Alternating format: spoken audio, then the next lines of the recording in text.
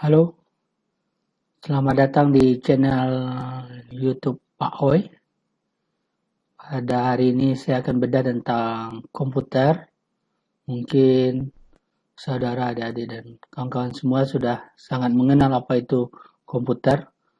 Mungkin sudah ada di rumah atau di kantornya. Atau mungkin yang lebih dikenal dengan nama laptop, mungkin yang lebih familiar dengarnya. Oke, pada hari ini kita akan coba bedah sedikit tentang apa itu komputer.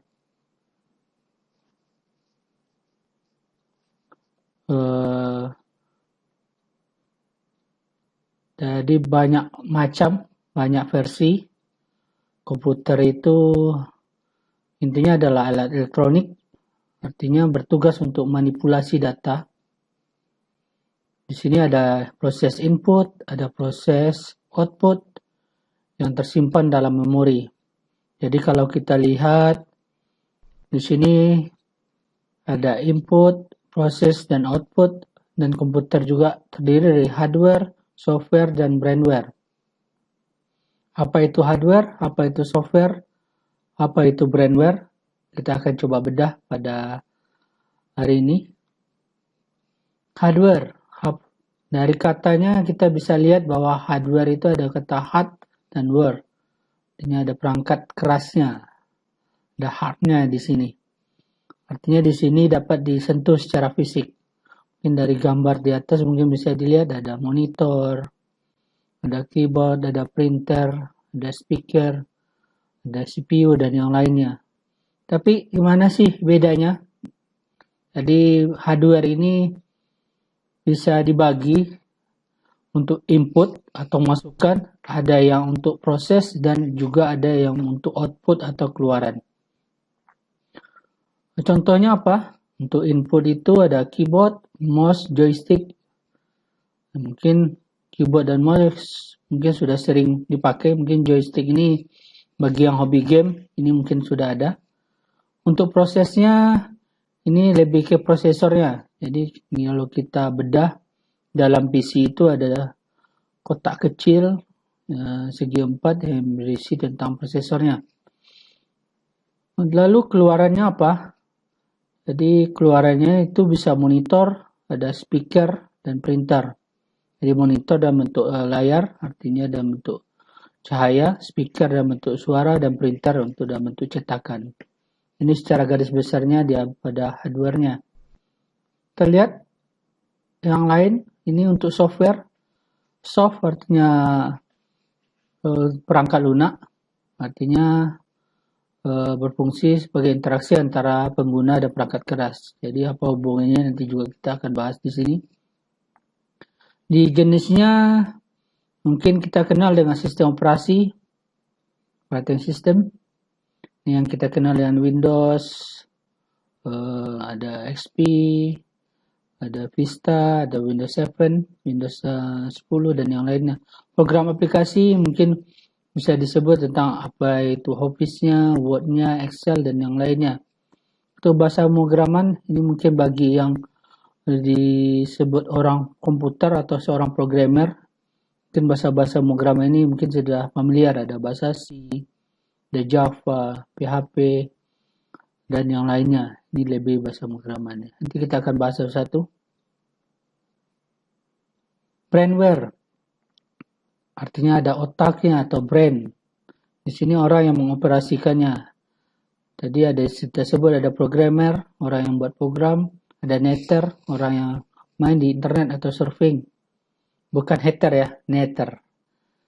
Jadi di sini seorang pengguna komputer, user, kita kenal dengan brainware.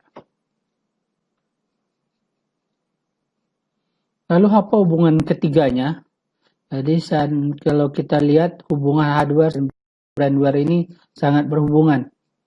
Jadi kalau kita putus salah satu, sulit untuk berkomunikasi. Apakah itu nanti hardware-nya, otomatis software dan brandware tidak akan bisa berhubungan. Itu juga dengan hardware-nya, juga tidak akan bisa berhubungan dengan brandware-nya. Jadi ketiganya tidak bisa dipisahkan satu dengan yang lainnya. Dari panahnya bisa dilihat ada saling berhubungan. antara ketiganya. Kita bahas tentang OS, operating system. Tadi ada tentang Windows, ada Linux, ada untuk Apple, atau kalau kita kenal dengan iOS. Kita lihat pengertiannya. Jadi kalau segi pengertian itu adalah perangkat lunak yang mengontrol perangkat keras dan operasi sistem yang lainnya. Jadi sebelum aplikasi-aplikasi kita install, OS ini wajib harus ada di dalam laptop atau PC atau komputer kita di rumah. Apa aja jenisnya? Kalau dulu kita ada kenal dengan DOS, mungkin kalau zaman old dulu kita lihat bahwa DOS ini suatu yang mewah karena sistem penyimpanannya bisa kita simpan dalam disket. Dulu familiarnya lebih ke disket. Yang selanjutnya berkembang dengan Windows. Windows ini sampai sekarang masih ada. Jadi kalau bisa kita lihat dari gambarnya ada Windows-nya dari Windows 1, 89, 31, 98, 2000, XP, Vista, 7, 8, dan seterusnya. Mungkin yang update terbaru ada Windows 10-nya. Sistem operasi ini diperkenalkan pertama dari tahun 1985. Mungkin sebagian dari kita mungkin ada yang baru lahir atau yang belum lahir di dunia ini ya. Selanjutnya kita lihat perkembangannya. Jadi dari dulu kita lihat konsep komputer itu atau Windows itu mulai dari mirip mesin ketik Windows 1, lalu berkembang ke Windows 98, 2000, 95, 98, 2000, XP, 7, dan terakhir Windows 8. Mungkin yang terbaru ada Windows 10. Ini yang sudah pakai di laptop, netbook atau notebook yang kita ada pakai pada saat sekarang ini. Selanjutnya ada Macintosh atau orang sebut adalah Apple yang digigit. Ini dikenal oleh bahasa programnya atau di komputer namanya Mac atau Macintosh. Selanjutnya yang keempat ada Unix. Unix ini sistem operasi biasanya digunakan oleh laboratorium. Jadi ini mungkin belum familiar bagi kita yang orang awam. Tapi bagi orang yang di dalam laboratorium mungkin operasi ini sudah dipakai, contohnya di AT&T Bell Laboratorium. Ini dia yang terakhir ada Android. Ini yang mungkin lagi booming sekarang. Karena di smartphone Anda masing-masing ternyata ada menggunakan Android. Mayoritas Android. Mungkin ada sebagian ada juga menggunakan iOS dan Windows ya. Tapi di familiar di smartphone-nya sudah menggunakan Android. Lalu kita lihat ada gambar di sini. Ada sistem operasi, interface komputer. Ini berhubungan dari pengembangan yang tadi ada hardware, software, dan brandware.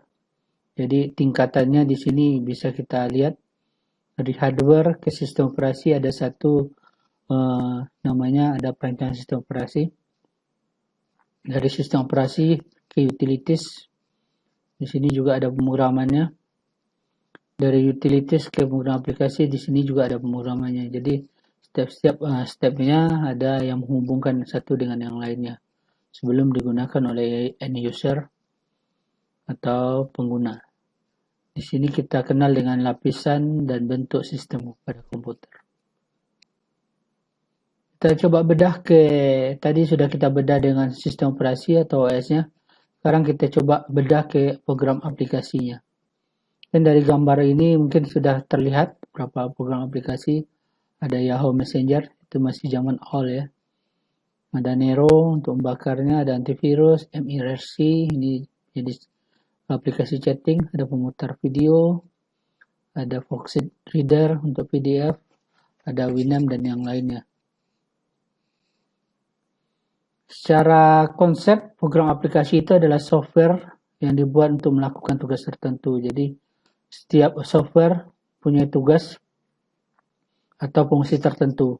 Jadi, tidak bisa kita gunakan satu software untuk gunakan semua. Jadi biasanya ada bermacam-macam. Ada office-nya, ada desainnya, ada browsernya, dan yang lain-lain. Mana contohnya? Di sini kita coba akan bahas bahwa jenis perkantoran atau office mungkin yang familiar yang kita akan kenal adalah Microsoft Office-nya. Tapi beberapa yang open source kita kenal juga dengan nama Open Office.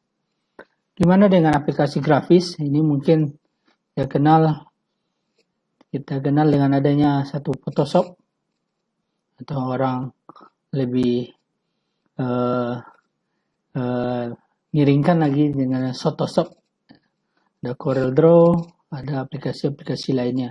Untuk multimedia, ini biasa kita gunakan ada pemutar musik dan pemutar video. Kalau musik mungkin kita ada Winamp, untuk video mungkin ada Windows Media Player, QuickTime, dan yang lainnya. Untuk aplikasi internet, mungkin yang kita kenal IE, Internet Explorer, kedua mungkin Mozilla Firefox, dan juga yang pakai Opera. Juga ada jenis chatting, aplikasi chattingnya ada MRC, Yahoo Messenger, dan yang lainnya. Ini yang zaman-zaman old ya. Atau yang sekarang mungkin sudah menggunakan WA, Facebook Messenger, dan yang lainnya. Untuk game mungkin sudah banyak yang sekarang.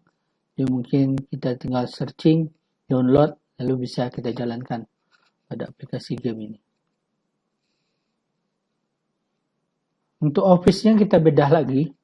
Jadi di Office itu ada 4 sebenarnya. Ada aplikasi pengolah kata untuk Word-nya, untuk pengolah angka ada Excel-nya, basis data ada aksesnya, dan untuk presentasi ada PowerPoint-nya. Bagi kita yang umum mungkin yang kita pakai sering adalah Word, Excel, dan PowerPoint. Tapi bagi yang mau pengolahannya dalam bentuk database atau basis data, mungkin Microsoft Access bisa menjadi titik awal dari pengembangan pengolahan database ya. Selain dari SQL dan yang lainnya. Mungkin sekian untuk pertemuan hari ini. Singkat, padat, dan jelas bagi Anda yang belum bisa paham dengan ini, bisa kita teruskan dengan topik-topik yang lain. Terima kasih dan jangan lupa subscribe dan like-nya.